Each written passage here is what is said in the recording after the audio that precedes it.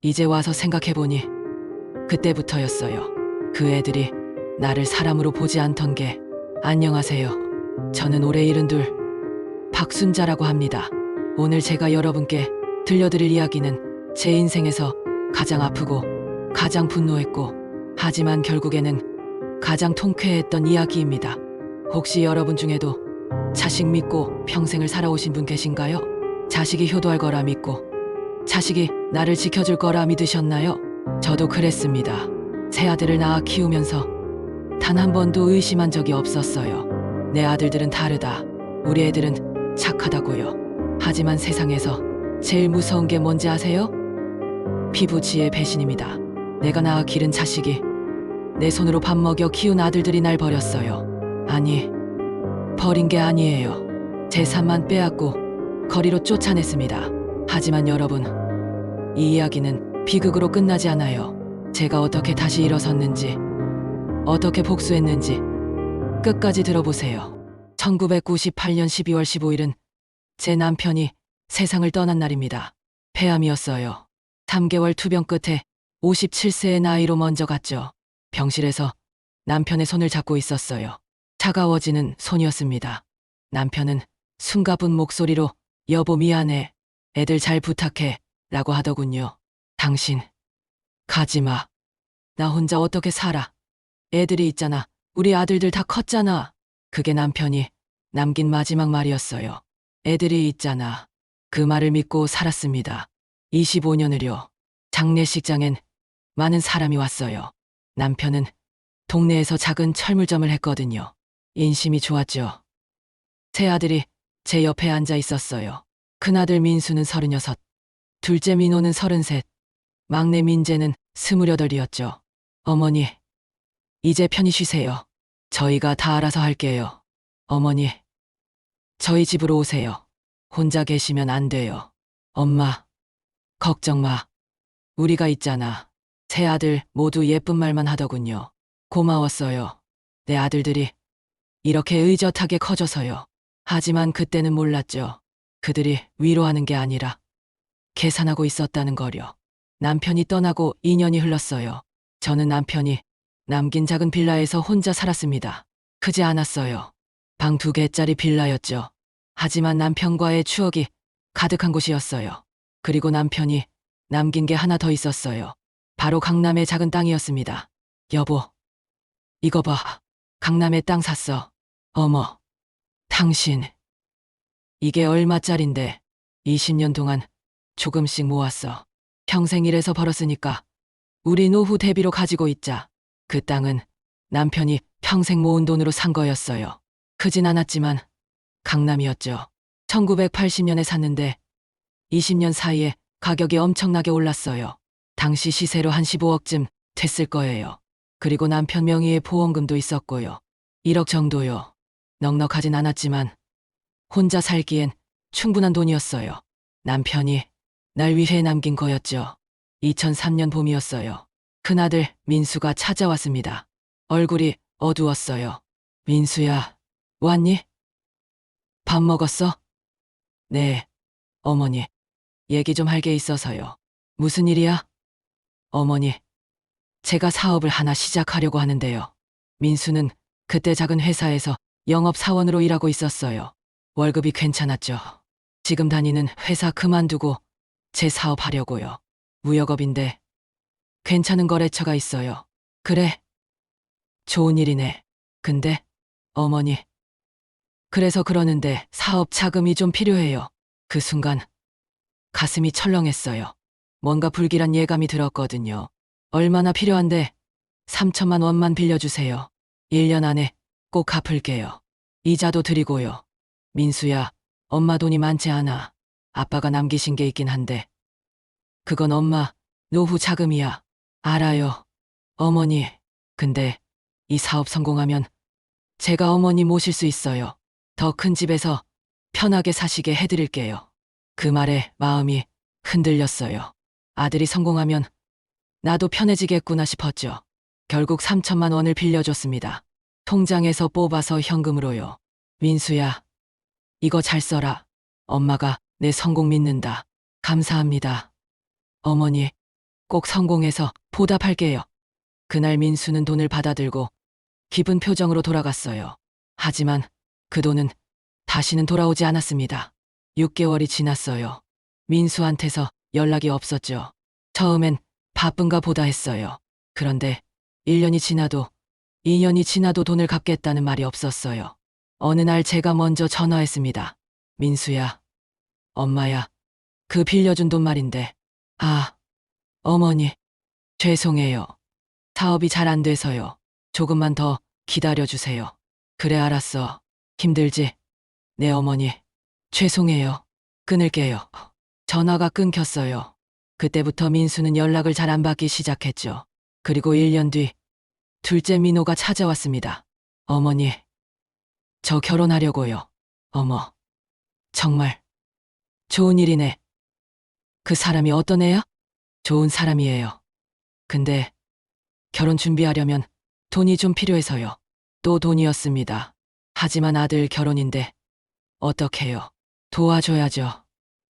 전세금이랑 예물, 예단 준비하려면 5천만 원 정도 필요해요.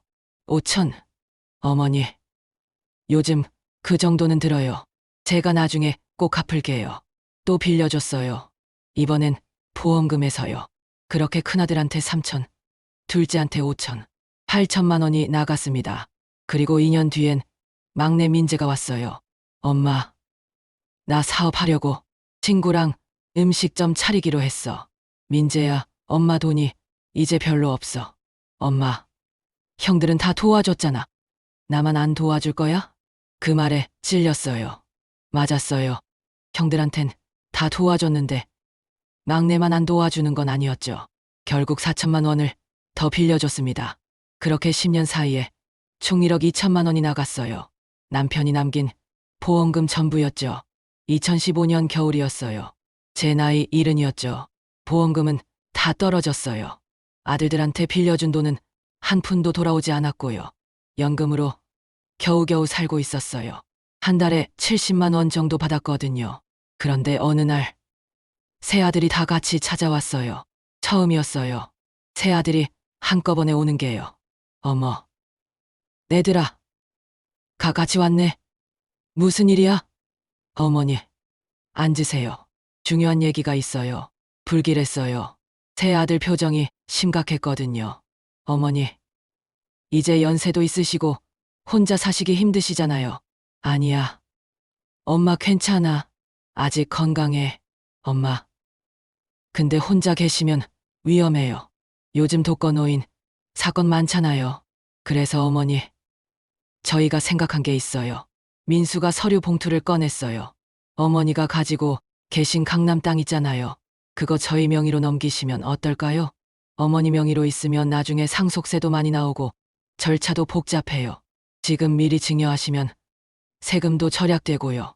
엄마, 우리가 그 땅 팔아서 엄마 요양원도 보내드리고 편하게 해드릴게요. 그 순간 온몸이 얼어붙었어요. 요양원, 나를 요양원에 보내려고? 내가 아직 건강한데. 애들아, 그 땅은 너희 아버지가 평생 모아서 산 거야. 엄마, 노후 대비용이고. 어머니, 그래서 저희가 관리하겠다는 거예요. 어머니는 편하게 계시기만 하시면 돼요. 아니야, 그 땅은 아직 넘길 수 없어. 어머니, 형이 이렇게 말씀드리잖아요. 왜 자식들 믿지 못하세요? 자식들을 믿지 못한다고? 그게 아니었어요. 뭔가 이상했거든요. 하지만 그날은 거절했습니다. 새 아들은 표정이 좋지 않았지만 그냥 돌아갔어요. 3개월 뒤 또 찾아왔어요. 이번엔 더 적극적이었죠. 어머니, 이거 증여 서류예요. 그냥 여기 도장만 찍으시면 돼요. 민수야, 엄마 아직 생각 중이야. 어머니, 언제까지 생각하실 거예요? 저희도 시간이 없어요. 시간이 없다니. 어머니가 나이 드시면 증여도 못 하잖아요. 치매라도 오시면요. 엄마, 치매 안 와. 엄마, 왜 이렇게 고집 피우세요? 우리가 나쁜 짓 하는 것도 아니고 그냥 미리 정리하자는 건데. 그때 깨달았어요. 아들들이 달라졌다는 거요. 아니, 원래 이랬는데 제가 몰랐던 건지도 몰라요. 애들아, 엄마 생각할 시간 좀 줘. 갑자기 이러니까 당황스러워. 어머니, 다음 주까지 답 주세요. 더 이상은 못 기다려요. 그렇게 말하고 새아들은 또 떠났어요. 혼자 남겨진 저는 무너졌습니다. 소파에 앉아서 한참을 울었어요. 내가 뭘 잘못했을까? 내가 새아들을 잘못 키운 걸까? 일주일이 지났어요. 답을 줘야 하는 날이었죠. 저녁 7시쯤 큰아들 민수가 왔어요. 어머니, 생각 정리되셨어요? 민수야, 엄마가 된장찌개 끓여놨어. 먹고 얘기하자. 어머니, 식사는 됐어요. 서류에 도장만 찍어주세요. 차갑더라고요. 목소리가요. 제 아들이 맞나 싶었어요. 민수야, 엄마 아직 제 말이 끝나기도 전에 아들이 소리치더군요. 어머니, 언제까지 이러실 거예요? 그냥 도장 찍으시면 되잖아요. 왜 그렇게 급하니? 어머니가 나중에 마음 바뀌시면 어떡해요? 미리 정리해야죠. 그때 초인종이 울렸어요. 둘째 민호와 막내 민재였죠. 형, 어머니 도장 찍으셨어요? 아직. 엄마, 왜 이러세요? 우리가 뭘 잘못했어요? 애들아, 엄마가 밥 해놨어. 같이 먹으면서. 어머니, 밥은 나중에 먹어요. 일단 서류부터 처리하죠. 새 아들이 저를 둘러쌌어요. 압박하는 것 같았죠. 그때 속이 안 좋아졌어요. 나이 들면 가끔 그래요. 애들아, 엄마 화장실 좀 다녀올게. 네. 어서 다녀오세요. 화장실에 갔어요. 5분쯤 있었을까요? 밖에서 아들들 목소리가 들렸어요. 처음엔 신경 안 썼는데 제 이름이 들려서 귀를 기울였죠. 야, 엄마 오늘 꼭 도장 받아야 해. 땅값 지금 엄청 올랐잖아. 그게 얼마래? 부동산에서 25억 준다더라. 셋이서 나누면 한 명당 8억씩이야. 8억, 형. 진짜야? 그래. 그러니까 오늘 무조건 도장 받자. 괜히 늦으면 엄마가 마음 바뀔 수도 있어. 그 순간 온몸이 얼어붙었어요. 25억, 8억씩. 아들들은 제 노후를 걱정한 게 아니었어요. 돈이 탐난 거였죠. 근데 형, 엄마는 요양원 보내면 되지. 한 달에 200만 원짜리면 괜찮은 데 있어. 200씩만 주면 돼. 그럼 우리한테 충분히 남네. 그래. 그러니까 오늘 도장 받고 빨리 처리하자고. 그 말을 듣는 순간 숨이 막혔어요. 요양원. 나를 요양원에 보내고 돈은 셋이서 나눠 가진다고? 화장실 바닥에 주저앉았어요. 다리에 힘이 풀렸거든요. 내가 이런 자식들을 키웠구나. 내 손으로. 눈물이 났어요. 소리내지 않으려고 입을 막았죠. 정신을 차렸어요. 아니, 차리려고 했었죠. 화장실 문을 열고 나갔습니다. 어머니, 괜찮으세요? 오래 걸리시네요. 응. 엄마 속이 좀 안 좋아서. 어머니, 그럼 빨리 마무리하고 쉬세요. 서류에 도장만 찍으시면 돼요. 새 아들을 봤어요. 제가 10개월 뱃속에 품었던 아들들이요.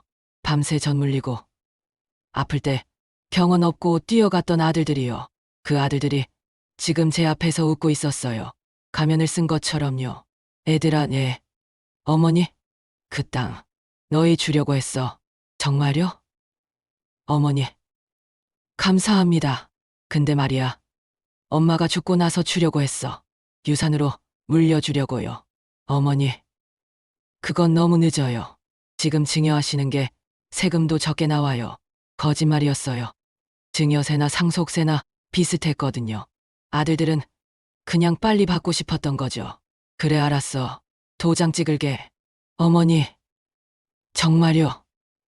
응. 대신 조건이 있어. 조건요? 땅 팔면 엄마한테 10억만 줘. 나머지는 너희가 나눠 가져. 10억이요? 왜요? 엄마도 좀 편하게 살고 싶구나. 요양원 말고 좋은 데서. 그래요.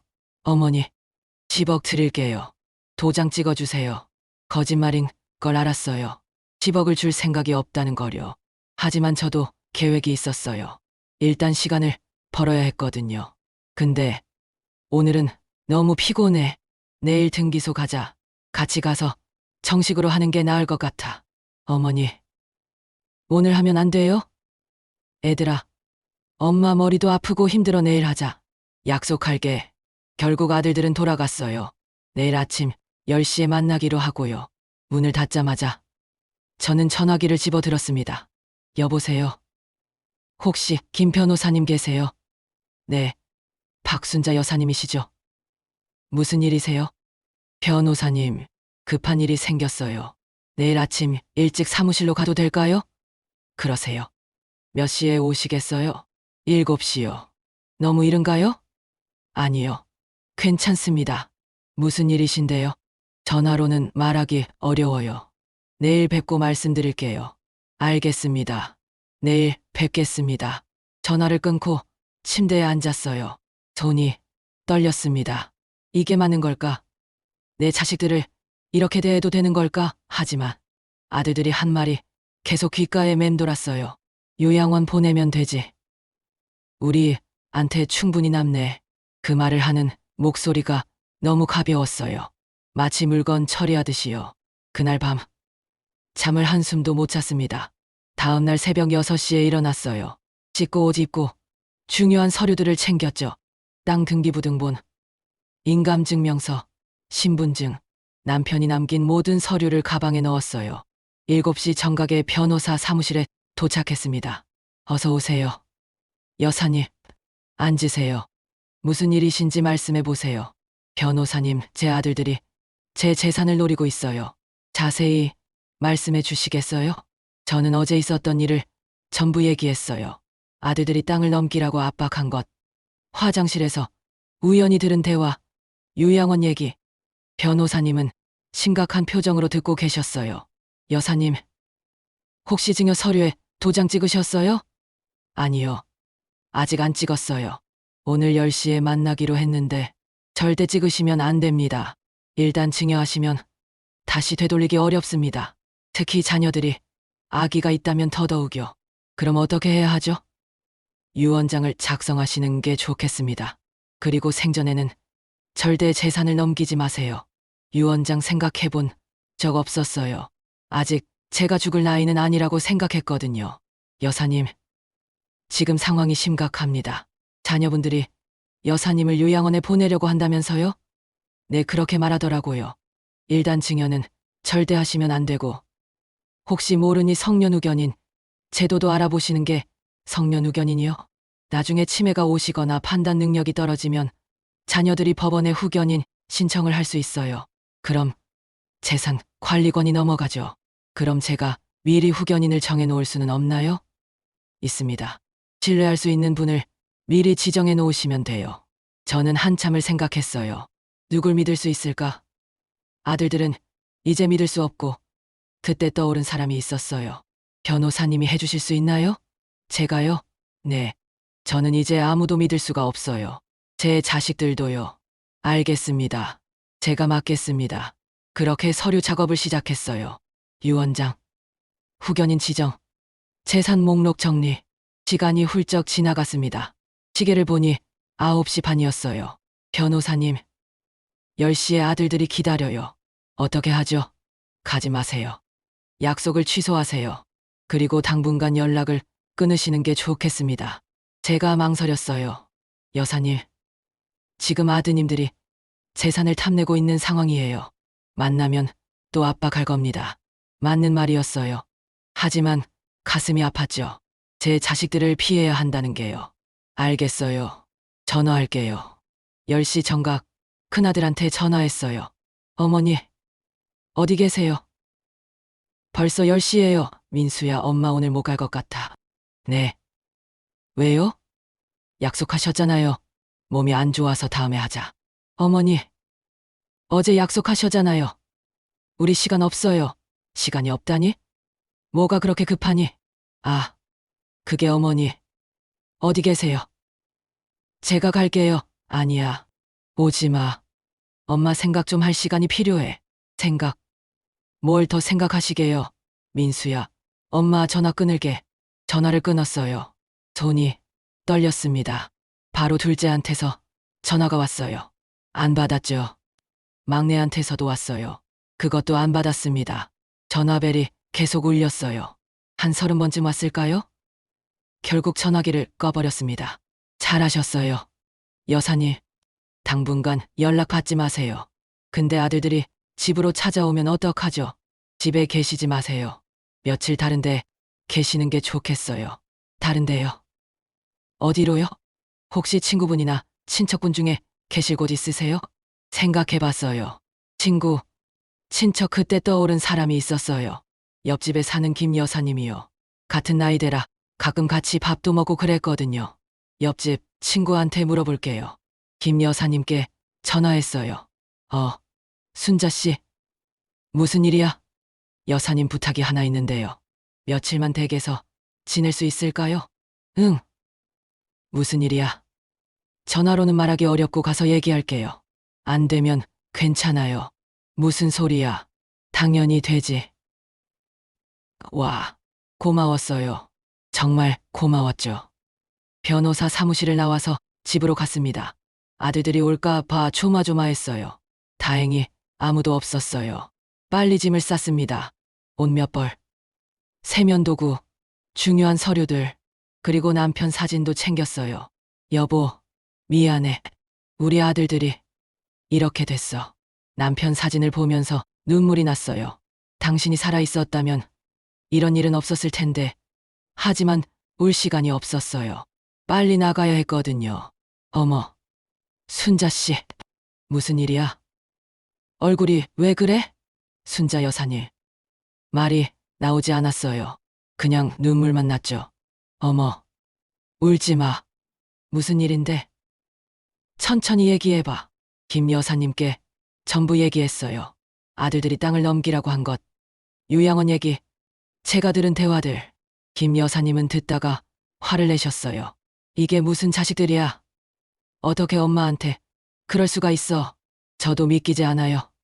제가 낳은 아들들인데. 순자 씨, 여기 있어. 당분간 여기서 지내. 고마워요. 여사님, 고맙게. 이럴 때 서로 도와야지. 그날부터 김 여사님 댁에서 지내기 시작했어요. 전화기는 꺼놨어요. 나중에 보니 아들들이 50번도 넘게 전화했더라고요. 집 초인종도 계속 눌렀고요. 근데 저는 나가지 않았어요. 못 나갔죠. 3일이 지났어요. 아들들한테서 연락이 계속 왔어요. 문자, 카톡, 전화. 엄마 어디 계세요? 엄마 연락 좀 주세요. 엄마, 걱정돼요.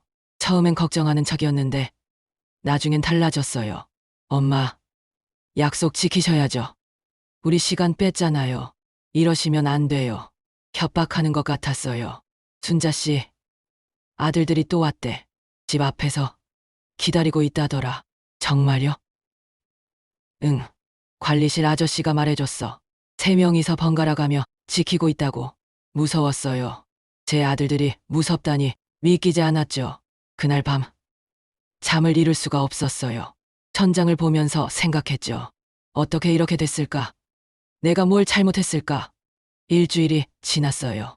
아들들은 포기하지 않았어요. 매일 집 앞에서 기다렸죠. 변호사님한테 연락했어요. 여사님, 아드님들이 재속 찾아오신다고요? 네, 어떡하죠? 경찰에 신고하시는 게. 아니에요. 그건 안 돼요. 제 자식들인데. 하지만 여사님, 이건 명백한 협박이에요. 알아요. 알지만 경찰은 안 돼요. 경찰에 신고하면 끝이라고 생각했어요. 정말로 자식과 연을 끊는 거잖아요. 아직은 그러고 싶지 않았어요. 그럼 이렇게 하시죠. 제가 아드님들께 공문을 하나 보내겠습니다. 공문요? 네, 여사님이 변호사를 통해 재산 관리를 하고 계시다는 내용과 더 이상 연락하지 말라는 내용을요. 그럼 아들들이 화낼 텐데. 여사님, 지금 상황에서 선택의 여지가 없으세요. 이대로 가면 더 위험해집니다. 맞는 말이었어요. 하지만 가슴이 아팠죠. 결국 동의했어요. 변호사님이 아들들한테 공문을 보내기로요. 공문이 발송된 지 이틀 뒤였어요. 큰아들한테서 전화가 왔어요. 이번엔 받았습니다. 어머니, 이게 무슨 짓이에요? 변호사라니. 어머니가 우리를 믿지 못하신다는 거예요? 민수야, 엄마 얘기 좀. 우리가 뭘 잘못했어요. 어머니 편하시라고 한 건데. 왜 이러세요? 민수야, 엄마가 너희들 대화 들었어. 그날 화장실에서. 뭐요? 요양원 보낸다는 얘기, 돈 나눠 가진다는 얘기 다 들었어. 긴 침묵이 흘렀습니다. 그게, 민수야, 엄마가 뭘 잘못했니? 너희를 키우면서 뭘 잘못했어? 엄마가 너희한테 빌려준 돈 갚으라고 한 적 없잖아. 3천만 원 말이야. 그것도 한 번도 독촉 안 했어. 민호한테 5천, 민재한테 4천, 총 1억 2천 빌려줬어. 한 푼도 안 받았어. 그게 너희 아버지가 평생 모은 돈이야. 내 노후 자금이었는데 너희한테 다 줬어.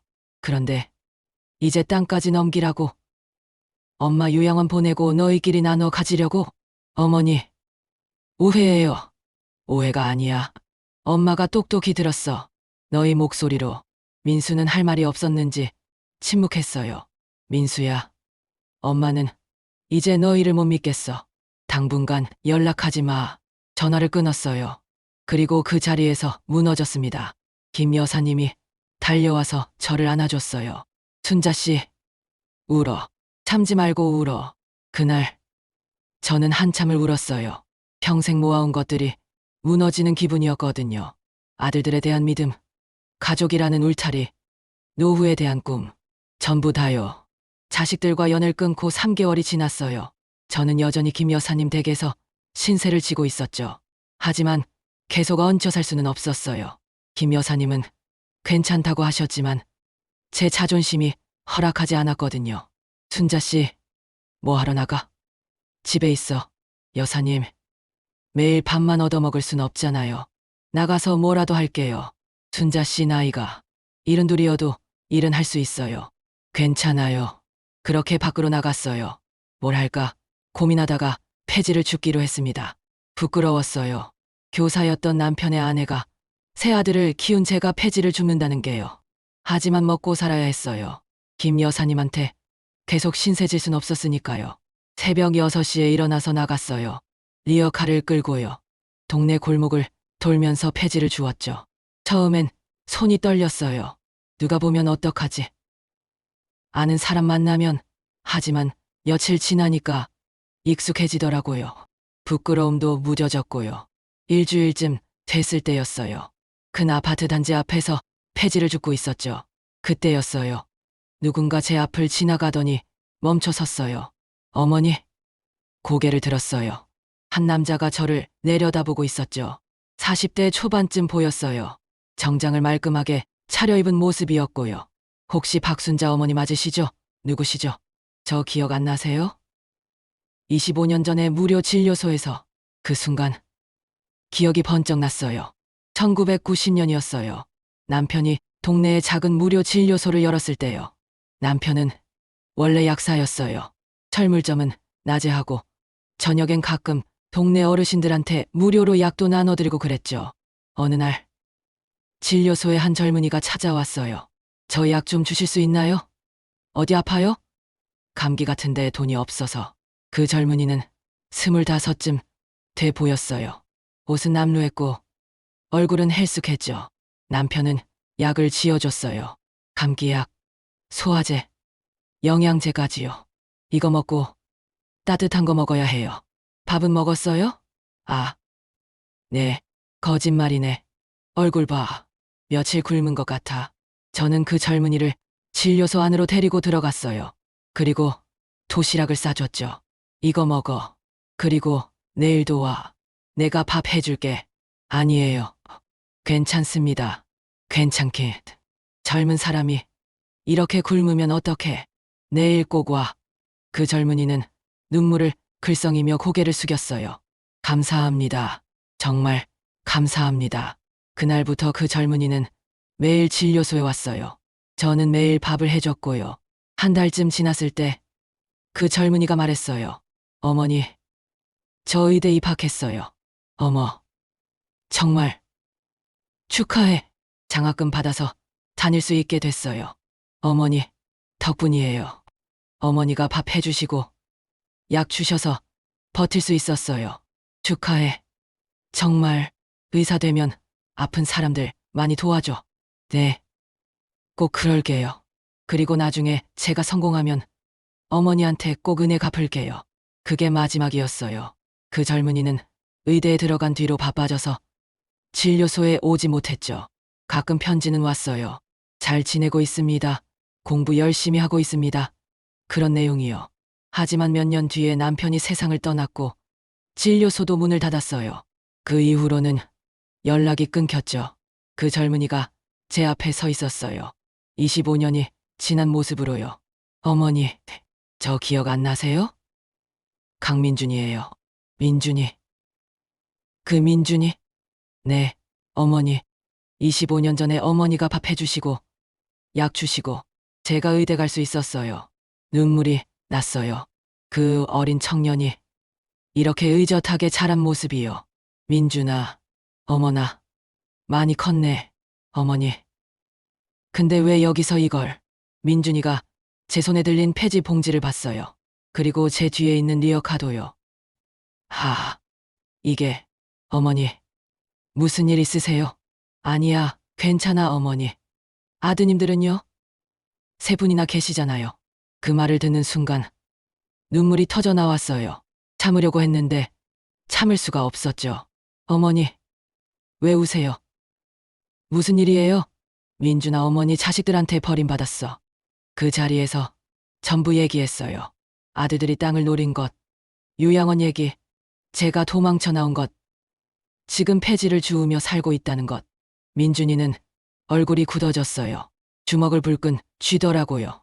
어머니, 그런 일이 괜찮아. 민준아, 나는 이제 혼자 살 거야. 자식 없이도. 어머니, 제가 어머니 아들 하면 안 될까요? 저 어머니가 없어요. 부모님 일찍 돌아가시고 천혜고아로 살았어요.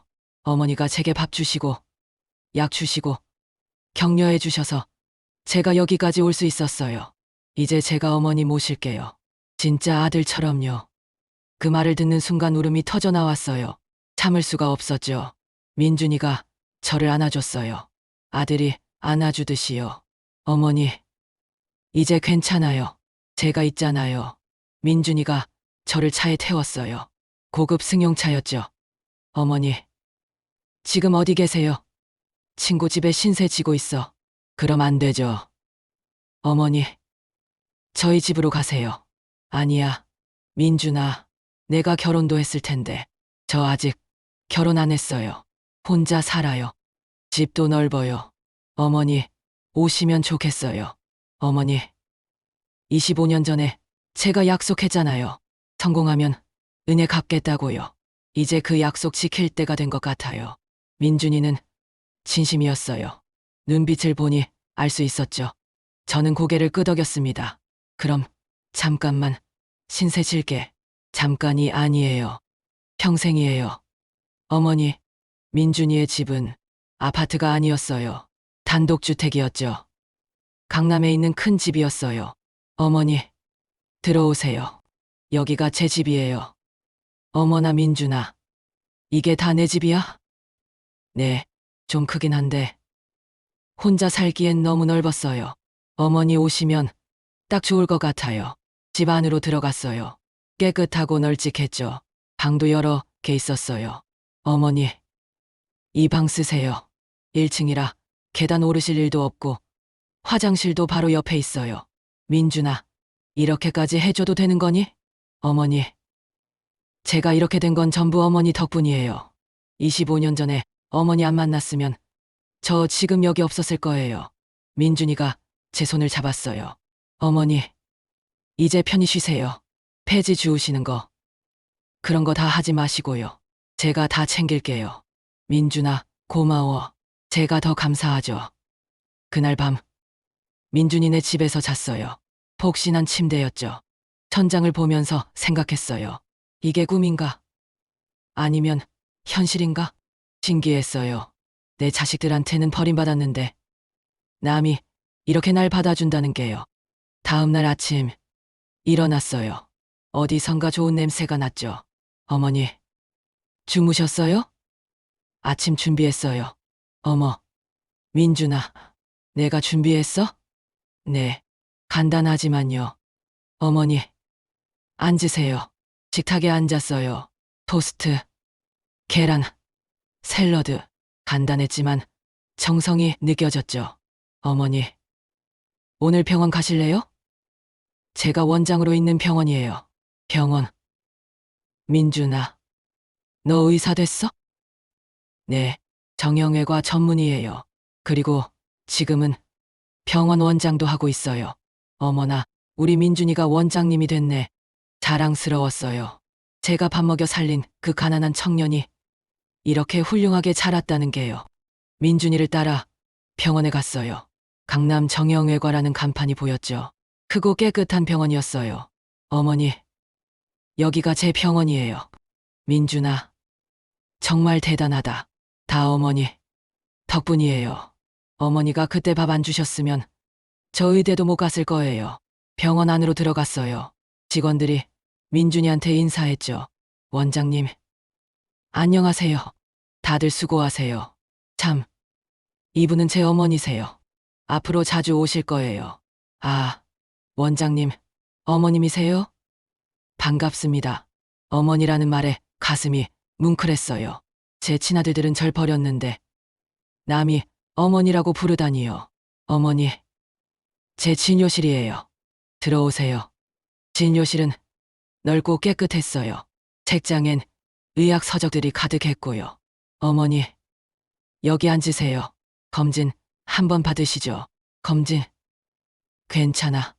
민준아, 나 건강해. 어머니, 폐지 주우실 때 무릎이며 허리며 많이 안 좋으실 거예요. 한번 봐드릴게요. 민준이가 제 무릎을 눌러봤어요. 그리고 엑스레이도 찍었죠. 어머니, 무릎이 많이 안 좋으시네요. 연골이 많이 닳았어요. 나이 들면 다 그렇지 뭐. 아니에요. 어머니, 이건 치료받으셔야 해요. 심하면 수술도 해야 하고요. 수술. 그건 돈이 많이 들잖아. 어머니, 걱정 마세요. 제가 다 해드릴게요. 비용 생각하지 마시고요. 눈물이 났어요. 제 친아들들은 저를 요양원에 보내려 했는데 남이 이렇게 걱정해준다는 게 믿기지 않았거든요. 그날부터 민준이 병원에서 치료를 받기 시작했어요. 물리치료, 재활운동, 약물치료. 민준이는 직접 제 치료를 챙겼어요.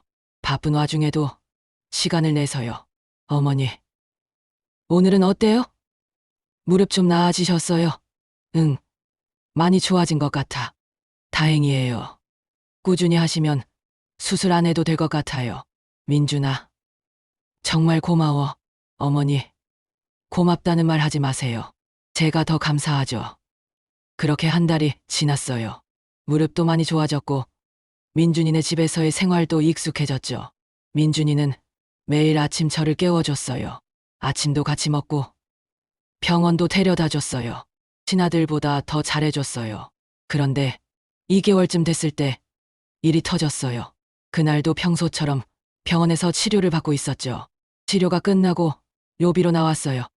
엄마. 그 목소리에 몸이 얼어붙었어요. 천천히 고개를 돌렸죠.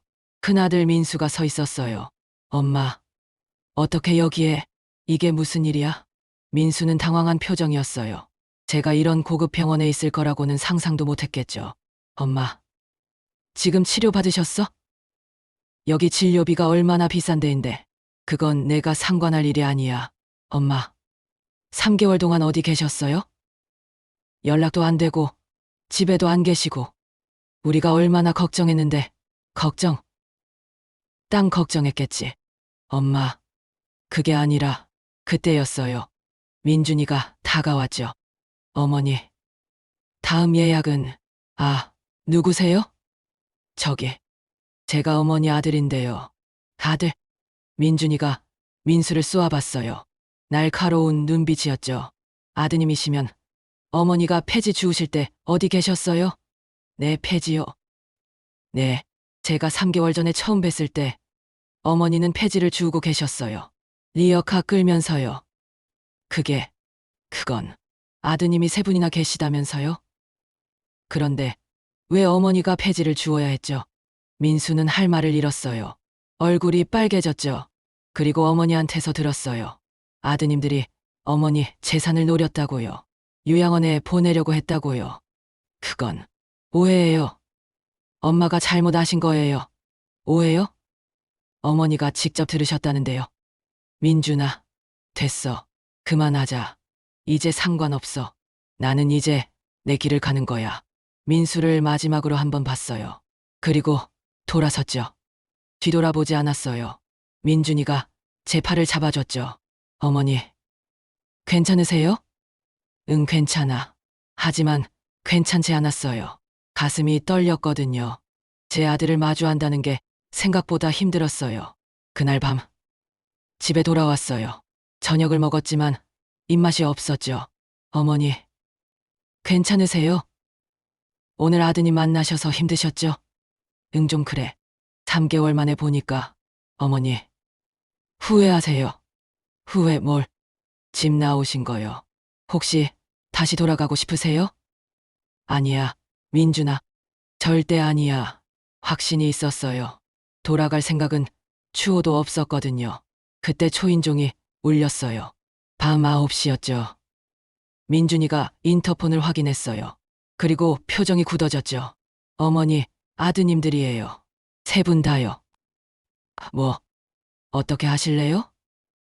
안 만나셔도 돼요. 만날게. 어차피 피할 순 없어. 민준이가 문을 열었어요.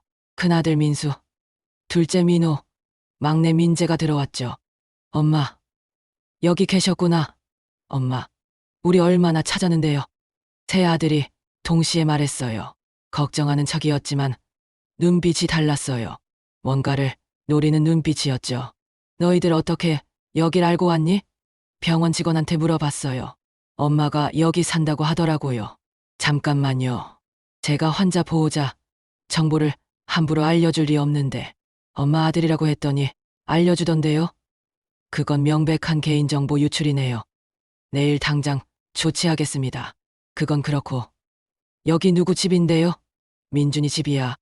민준이요? 누구예요? 저는 강민준입니다.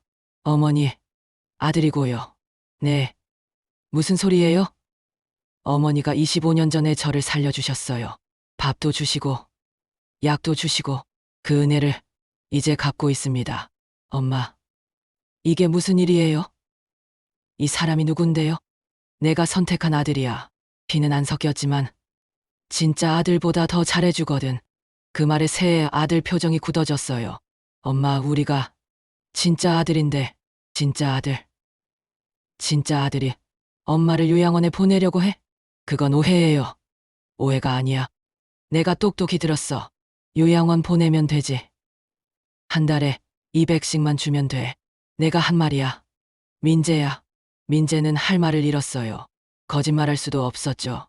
엄마, 그건 우리가 잘못 생각했어요. 다시는 안 그럴게요. 다시는 기회는 없어. 나는 이제 너희를 못 믿어. 엄마, 그래도 우리가 친자식이잖아요. 친자식이면 뭐해? 엄마, 재산만 노리는데 그게 아니라. 됐어. 민수야, 너희들 오늘 온 이유 알아. 땅 얘기하러 왔지? 내가 여기서 잘 사는 거 보고 혹시 땅 팔았나 확인하러 온 거지? 엄마, 그 땅은 아버지가 우리한테 물려주시려고 산 거잖아요. 아니야. 아버지는 엄마 노후 자금으로 남기셨어. 너희한테 주려고 한 게 아니야. 하지만 결국 우리가 상속받잖아요. 상속. 내가 죽고 나서 받겠지. 근데 내가 언제 죽는데? 엄마, 그게 아니라. 알았어. 그 땅 얘기 들으러 왔으면 들어. 저는 가방에서 서류 하나를 꺼냈어요. 민준이한테 미리 부탁해서 준비한 거였죠. 이거 봐. 이게 뭐예요? 땅, 기부 서약서야.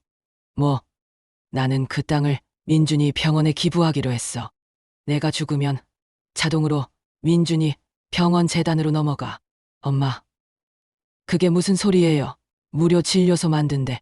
가난한 사람들 치료해주는 거. 너희 아버지도 그걸 원하셨을 거야. 엄마, 정신 차리세요. 그게 얼마짜린데요? 25억이지. 알아. 25억을 남한테 준다고요? 남이 아니야. 민준이는 내 아들이야. 너희보다 더 효자고. 새 아들은 말문이 막혔어요. 분노와 당황이 섞인 표정이었죠.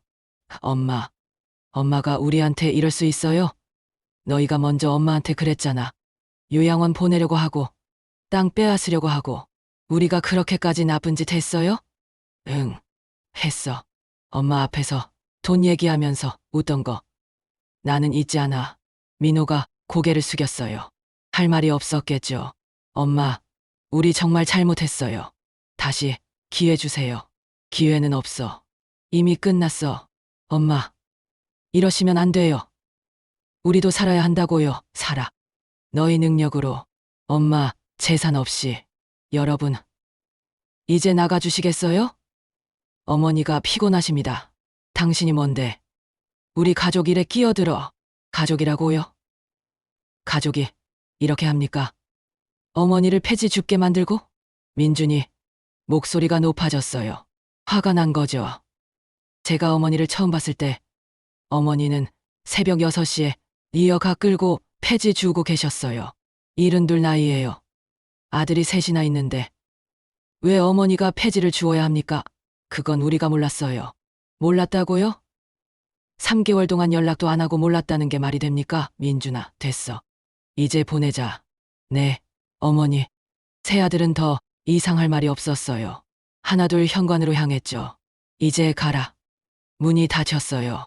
새아들이 떠났죠. 저는 소파에 주저앉았어요. 다리에 힘이 풀렸거든요. 눈물이 났어요. 슬픈 눈물이 아니었어요. 안도의 눈물이었죠. 일주일이 지났어요. 새아들한테서 연락이 왔어요. 문자였죠. 엄마, 우리 진짜 잘못했어요. 한 번만 만나주세요. 하지만 답장하지 않았어요. 이미 끝난 일이었으니까요. 어머니, 오늘 변호사님 오세요. 땅 기부 서류 마무리하시려고요. 그래, 알았어. 변호사가 왔어요. 김 변호사님이었죠. 처음 제가 도움 청했던 그분이요. 여사님, 오랜만이에요. 잘 지내셨어요? 네, 변호사님. 덕분에요. 서류 다 준비했어요. 여기 서명하시면 끝나요. 서류를 봤어요. 부동산 기부 서약서라고 적혀 있었죠. 이거 서명하시면 여사님이 돌아가신 후 자동으로 그 땅이 민준 원장님 병원 재단으로 넘어가요. 무료 진료소 설립 기금으로 쓰이게 됩니다. 좋아요. 그게 제가 원하는 거예요. 펜을 들었어요. 그리고 서명했습니다. 박순자. 제 이름을 또박또박 적었어요. 완료됐습니다. 이제 법적으로 효력이 있어요. 고맙습니다. 변호사님, 어머니, 정말 감사합니다. 이 땅으로 정말 좋은 일 많이 할게요. 민준아, 내 아버지도 무료 진료소 했었어. 그게 아버지 꿈이었거든. 이제 내가 그 꿈을 이루는 거야. 네, 어머니, 꼭 그렇게 하겠습니다. 저녁을 먹으면서 민준이가 물었어요. 어머니, 후회 안 하세요? 25억인데, 후회? 전혀. 오히려 속이 시원해. 아드님들한테는요? 미안하지 않아. 그 애들은 이미 내가 1억 2천 줬어. 빌려줬다가 한 푼도 못 받았지만 그걸로 충분해. 민준아, 내가 그 돈으로 가난한 사람들 도와줘. 25년 전에 너처럼 배고프고 힘든 사람들 말이야. 네, 어머니, 꼭 그렇게 하겠습니다. 그날 밤 잠자리에 들기 전에 남편 사진을 봤어요. 여보, 내가 잘한 거 맞지? 우리 아들들한테는 미안하지만 이게 맞는 것 같아. 당신이 평생 모은 그 돈이 좋은 일에 쓰이게 됐어. 기뻐해줘. 남편이 웃는 것 같았어요. 사진 속에서요. 3개월이 지났어요. 어느 날 큰아들 민수한테서 전화가 왔어요. 이번엔 받았습니다. 무슨 일이야? 엄마, 저 엄마한테 빌린 돈 갚으러 왔어요. 뭐? 3천만 원. 10년 전에 빌린 거. 이자까지 해서 5천만 원 준비했어요. 놀랐어요. 민수가 돈을 갚겠다니요. 민수야, 그 돈은 생각도 안 했어. 아니에요. 엄마, 제가 갚아야 해요. 그게 제가 할 수 있는 유일한 거예요. 만나자. 카페에서 민수를 만났어요. 민수는 봉투를 내밀었죠. 엄마, 여기 있어요. 5천만 원이에요. 이 돈 어떻게 모았니? 밤에 아르바이트 했어요. 6개월 동안요. 회사 끝나고 새벽까지 일했어요. 민수 손을 봤어요. 거칠어져 있었어요. 엄마, 저 정말 반성했어요. 제가 얼마나 나쁜 짓 했는지 밤새 일하면서 생각했어요. 엄마가 우리 키우시느라 얼마나 힘드셨을까. 밤낮으로 일하셨을 텐데. 민수 눈에 눈물이 맺혔어요. 엄마, 땅은 포기했어요. 그거 엄마 거예요. 엄마가 하고 싶으신 대로 하세요. 저는 그냥 엄마가 건강하게 사셨으면 좋겠어요. 그것만으로도 감사해요. 민수야, 너 진짜 변했구나. 네, 엄마. 늦었지만 이제라도 제대로 된 아들이 되고 싶어요. 저는 봉투를 도로 밀었어요. 이 돈 내가 가져. 대신 조건이 있어. 이 돈으로 동생들한테 빌린 돈도 갚아줘.